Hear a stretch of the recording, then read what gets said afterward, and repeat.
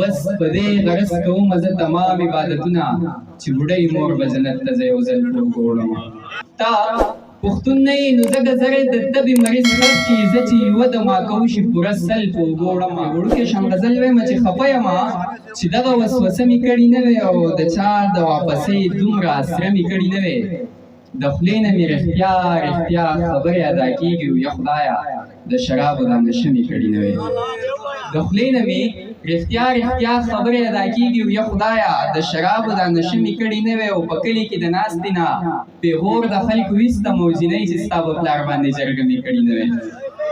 په کلي کې د ناستې نه پېغور د خلکو ویستم جینۍ چې ستا په پلار باندې جرګه مې کړې نه وې. او د لاسو په رګونو مې چاړې ښودی وې سیبه بدبخته تباه شوي یارانه مې کړې نه وې.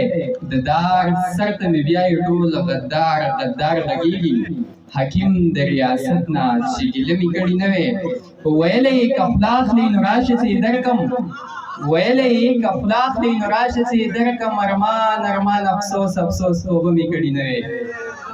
ویلی یې که خوله اخلې نو راشه چې یې درکم ارمان افسوس توبه مې کړې نه وې. ویلی انتظار رانه خفه دی څه به کېږي ویلی انتظار رانه خفه دی څه به کېږي او بېګا د ماماګانو کره شپه مې کړې نه وې.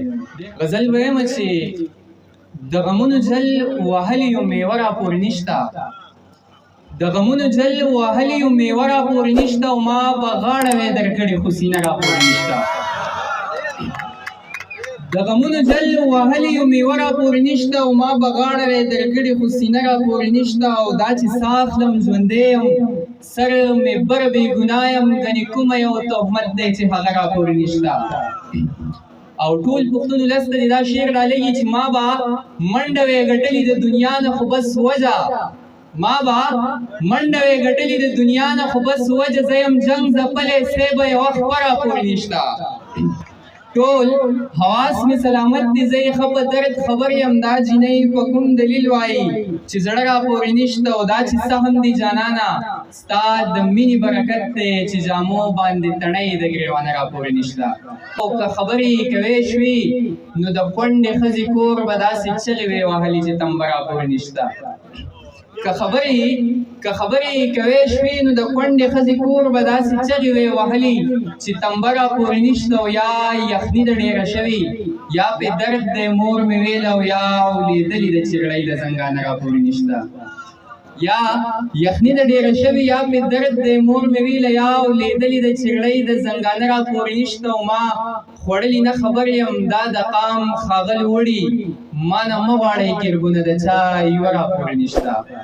ما خوړلې نه خبر یم دا د قام ښاغلي وړي ما نه مه غواړئ کربونه د چا یوه راپورې نشته. انتظاره ما ویلی یوه بوسه د خدای دپاره ما ویلی یوه بوسه د خدای دپاره ویلی نه شمه قسم دی چې بس خوله راپورې نشته. یو بل غزل دی چې ستړی کېږمه خو بوجې په چل ول په اوږو وړمه ستړی کېږمه خو بوجې په چل ول په اوږو وړمه او زه په دې معاشره کې یو دلدل په اوږو وړمه. د وطن د سیاست مشران داسې دي صاحبه لکه زه چې د خپل کور ډاکو او غل په اوږو وړم. او په ادب مین سړی یم ما د ذوقه جدا نه کوي په ادب مین سړی یم ما د ذوقه جدا نه کوي. جنازې د ارمانونو د غزل په اوږو وړمه. ته پښتون نه یې نو ځکه زر د تبې مریض خښ کي تا پښتون نه یې نو ځکه زر د تبې مریض خښ کي زه چې یوه د ماکو شي پوره سل په اوږو وړمه. تا پښتون نه یې نو ځکه زر د تبې مریض خښ کي زه چې یوه د ماکو شي پوره سل په اوږو وړمه. او د حجرې نه تر د کوره نه بلد عاشقانو په نشه نشه وجود مو له محفل په اوږو وړمه. او ټول غمونه دي زما دې نرۍ املا له پیدا کړي ټول غمونه دي زما دې نرۍ املا له پیدا کړي. زه چې یو له اوږو کوز کم نو بیا بل په اوږو وړم. او زه د کونډې ښځې زوی له دغې درد سره اشنا یم زه د کونډې ښځې زوی له دغې درد سره اشنا یم. پردي ټول بچي اول او وروسته خپل په اوږو وړمه. بس په دې غرض کومه زه تمام عبادتونه چې بوډۍ مور به جنت ته زه یو ځل په اوږو وړمه. بس په دې غرض کومه زه تمام عبادتونه چې بوډۍ مور به جنت ته زه یو ځل په اوږو وړم. او ته لاسۍ ځان ته ګوره انتظاره هغې ویله کله سي ځان د ګوره انتظار هغې ویله زه له ډېر ضرور تاو راتاو اوربل به وګورم ډېره مننه